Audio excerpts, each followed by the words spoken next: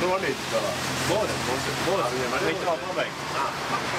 Te ir labi tas, ka pie jūras, mums ir pie Daugavas. Pie ūdens ir. Šeit man liekas, ka tas tomēr šeit ir dārgāk vieta. Zemē ir dārgāk. Jūra taču. Nu jūra. Bet materiāli bišķi citi. Materiāli citi, stāvi divi mazāk. Vairāk šeit ir. Tur varbūt ir bišķi augstāk stāvi. Es piegāju pie tās, man sajūta tāda, ka... Nē, stāvi te noteikti ir vairāk, bet tas, ka viņi ir augstāki to tie stāvi, jo baigi, mums redz ir tas, ka mēs varam atļauties celt augstus stāvus, jo mums par apkuru nav jāmaksā. Mums nav zemestrīces. Mums nav zemestrīces, un mums nav par apkuru jāmaksā. Šeit tomēr ir krietni augstāk valsts. Nē, nu mūs jau var apzaļumot varētu tāpat.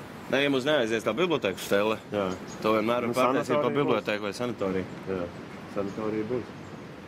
Šitais izstāsts noliekas, nu, labi ir tas, ka viņi nemaz nav liecīgi te musējai.